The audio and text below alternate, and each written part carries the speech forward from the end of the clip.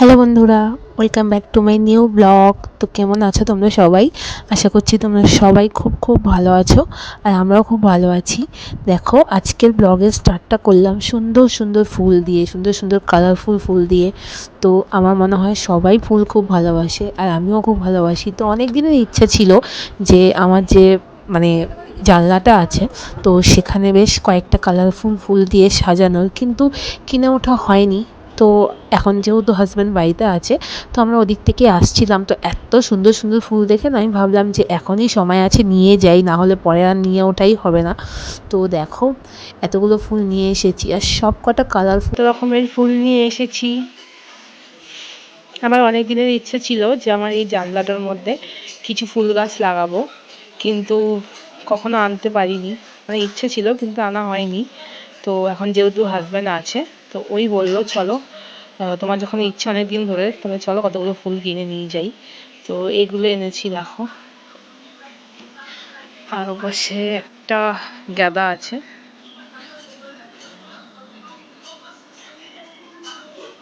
কেমন হয়েছে তোমরা জানিও।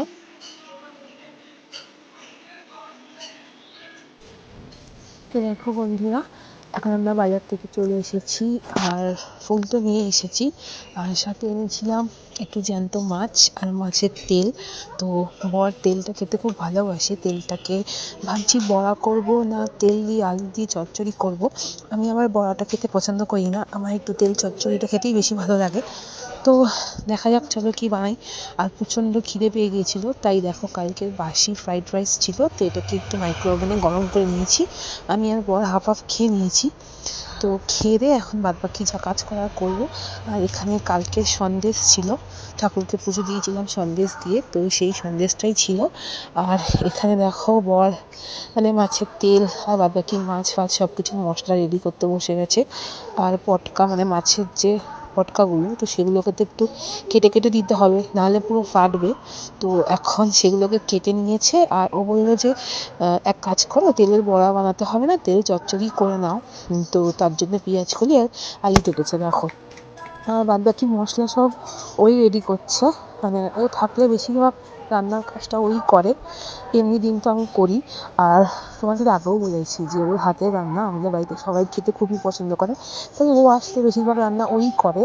আর যদি রান্না নাও করে, মানে যা যা মশলাপাতি রেডি করে দেওয়া সেগুলো ওই রেডি করে দেয়।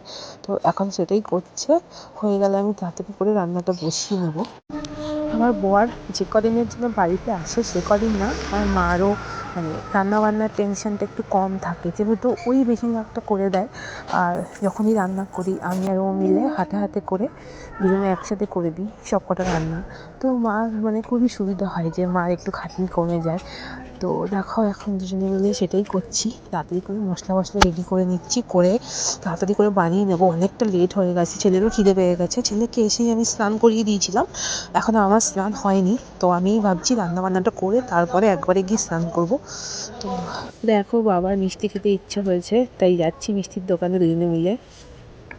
দোকানে না গান চলছিল বন্ধুরা, তাই ভয়েস ওভার দিতে হলো। তো দেখো এখন বাবা আমাকে বলছে যে বাবা কোন মিষ্টিটা ভালো খায়। তো বাবা বললো যে 6টা নলেন গুড়ের রসগোল্লা নিয়ে নে।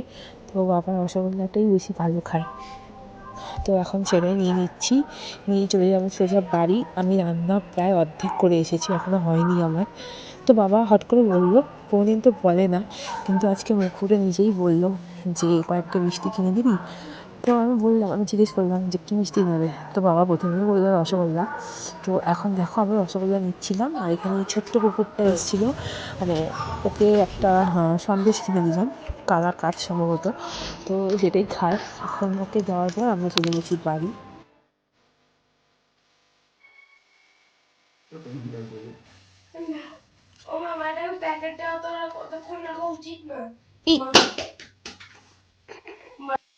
তো দেখো, সকালে তোমাদেরকে যে টবগুলোর কথা বলেছিলাম, তো সেগুলো না খুবই ছোট হয়ে গেছিলো, তাই বর ওগুলোকে চেঞ্জ করে এগুলো নিয়ে এসেছে।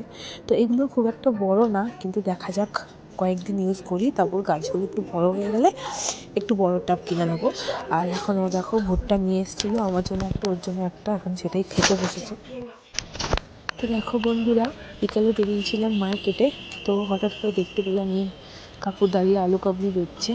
তো বরকে বললাম একটু নিয়ে নাও, অনেকদিন খাইনি, তো খুব টক খেতে ইচ্ছা করছিলো, তাই এখন এখানে দাঁড়িয়ে পড়েছি। আমি নেবো আলু কাবলি আর ছেলে নেবে আচার।